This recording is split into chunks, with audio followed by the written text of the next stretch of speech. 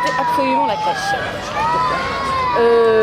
Parce que je trouve que c'était déjà à 30 secondes de la maison, c'est en bas de la maison. Je trouve que c'est beaucoup plus sympa au niveau collectif. Et puis, je préfère le donner à 4 ou 5 ou 6 personnes, et en plus des gens qui ont fait des études, plutôt qu'une personne. Je suis même pas sûre de ses qualifications. Le mode de garde que qu'on souhaitait pour Robin, c'était plutôt crèche. Pourquoi? Parce que tout simplement d'un point de vue financier, on n'avait pas les moyens d'assumer une garde d'assistance maternelle sur 3 ans. Alors au départ nous souhaitions une garde en collectivité, c'est-à-dire en crèche, mais on a très vite compris que ça allait être très compliqué.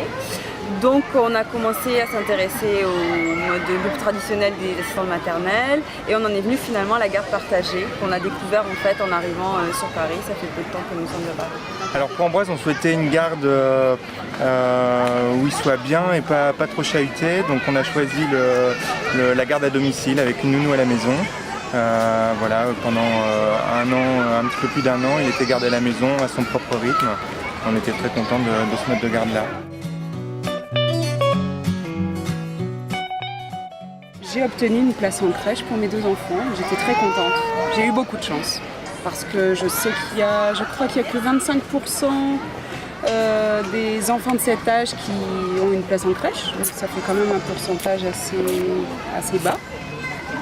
Pour obtenir la place en crèche, je suis honnête avec vous, on m'avait dit il faut faire un courrier au maire. On l'a fait avec mon mari et on a été accepté.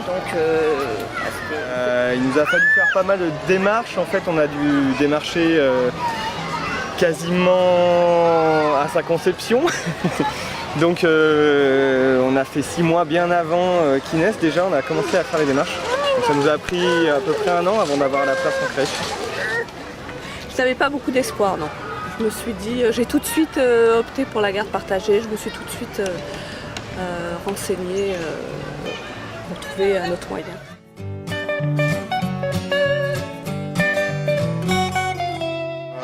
Pour la grande sœur, on a eu une première nounou et une expérience qui s'est très bien passée. Ma fille était contente.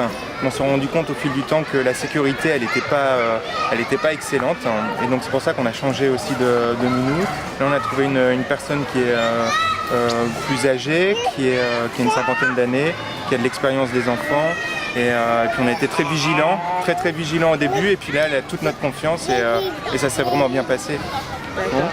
Ça a été difficile de trouver une nounou puisque beaucoup de personnes se lancent un petit peu dans la garde d'enfants sans être qualifiées. Donc on rencontre beaucoup de personnes qui malheureusement manquent de formation tout simplement.